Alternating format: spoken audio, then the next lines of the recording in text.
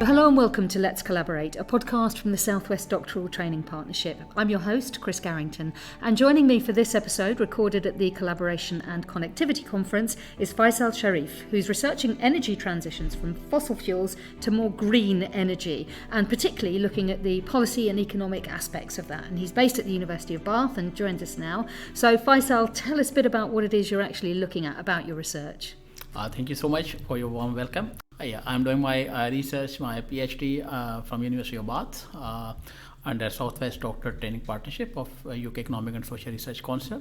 It's 1+ 3 years program. So during the first year, I'll be doing my MRS in International Developments that will provide you some qualitative and quantitative base to carry out your research during your PhD.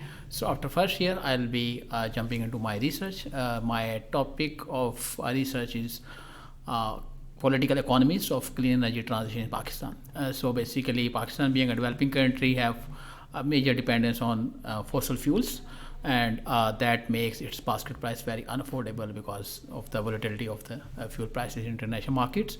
So the country is looking to move away from fossil fuels and to have larger share of green and renewable energy mix.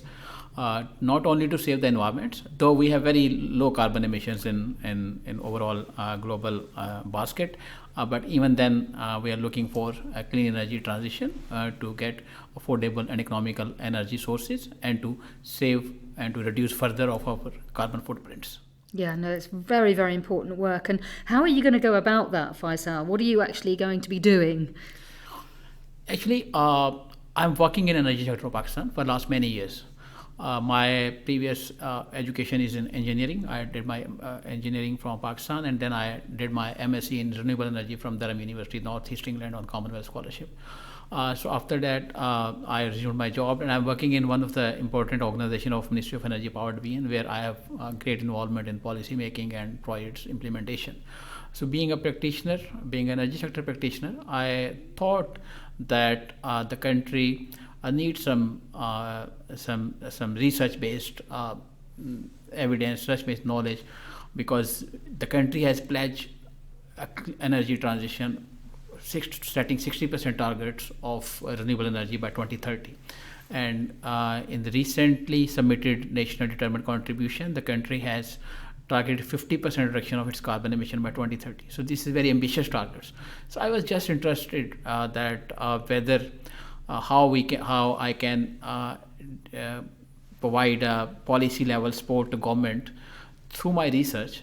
So I made a proposal for that research, and I applied for SWDTP funding, and luckily I got it.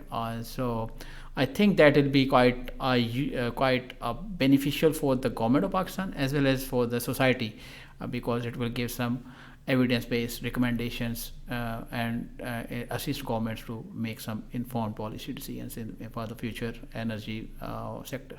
And have you got an idea of where your information will come from? Obviously, coming from a practitioner background, presumably you've got access to all of that data and information that will help you research this area really well. Yeah, that is one source. Like when you are working in some of the government organization or some of the energy organization in the sector where you are carrying out research, of course, it's quite helpful for you to get some published data in different organizational reports and different government reports, but that is some kind of secondary source. So I'll also be looking for some primary sources. I will be conducting some interviews, some surveys, some focus group meetings, and some discussions. Yeah.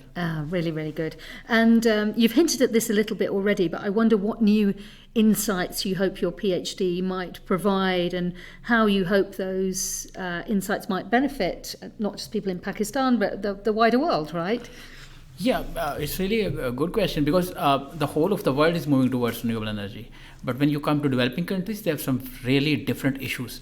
For UK, for US, and for the European countries, it's not same issue. They have already developed their markets based on fossil fuels, and now they have sufficient resources to generate energy from the renewable energy sources. But when it's come to developing countries like Pakistan, they have different economic priorities.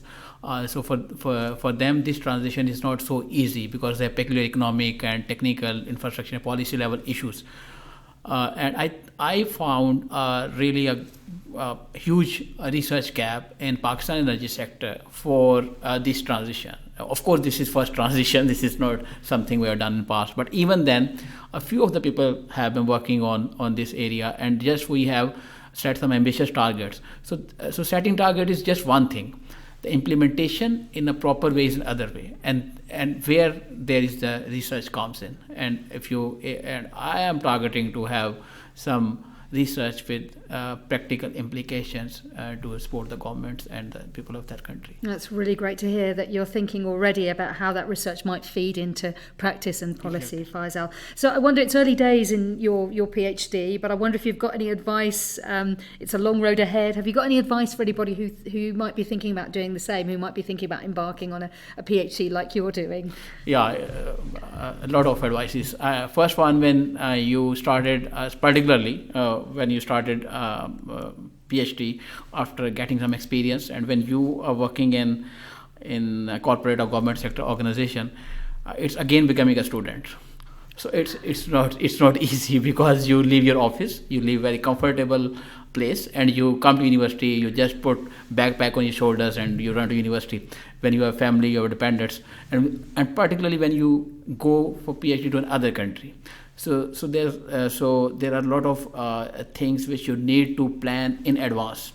So just plan your stuff very much in advance, and be ready for hurdles, for challenges, and for difficult situations, because it's not always easy. PhD is a long journey, but even the start is not always very, very smooth.